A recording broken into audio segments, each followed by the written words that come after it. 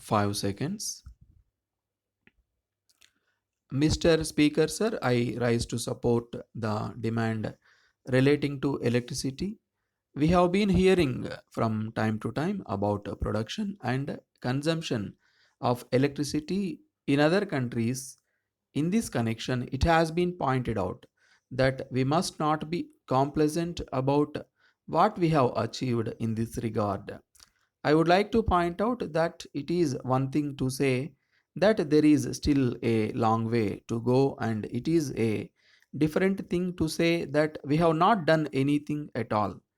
In my opinion, I must say on this occasion that what the government have achieved during the last few years and what they propose to do in the near future is something of which we may be proud. At the same time, it does not mean that the government have done all that is possible in respect of every area. The government have set apart a sum of rupees 7 crores for rural electrification.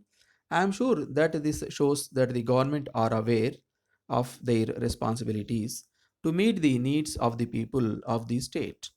But even here, we have to be a little careful. For instance, one honorable member pointed out that side by side with providing electricity, steps should be taken also to provide employment.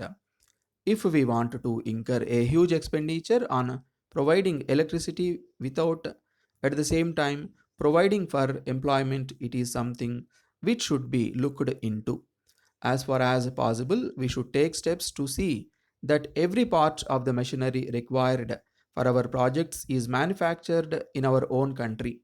As long as we depend upon foreign countries for this purpose, we will not be able to achieve our objective in spite of the fact that we spend a lot of money on these projects.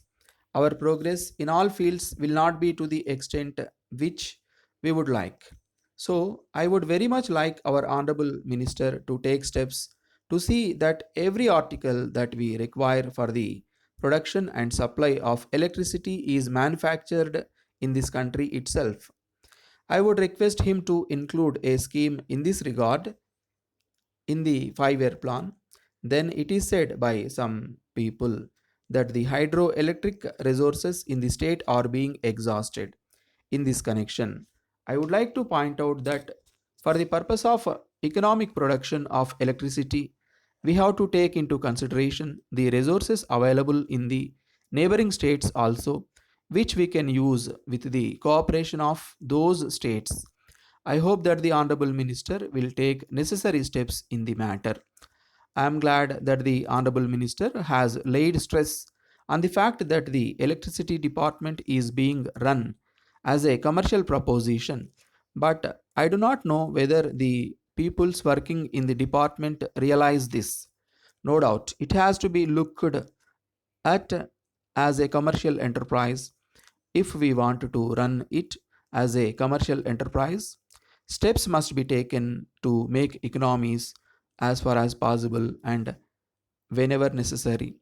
At the same time, we must also try to increase the revenue by selling more power.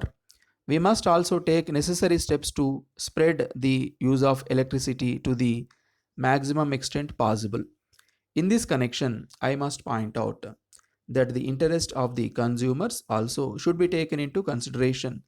The government must take all steps to encourage the people to use more and more power. Unless the people begin to use more and more power, the objective of the government cannot be achieved. At the same time, the government must also see whether it is possible to make economies. It is said that there should be a return in respect of certain works to the extent of about 10%. But we must take note of the fact that this represents 3% interest and the other charges. That is why I want the government to look into the matter and see whether the overhead charges can be reduced.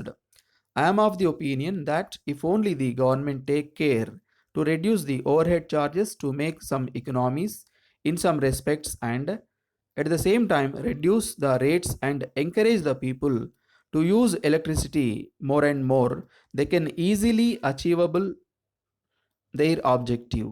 With these few words, I conclude my speech and I thank you for the time given to me to speak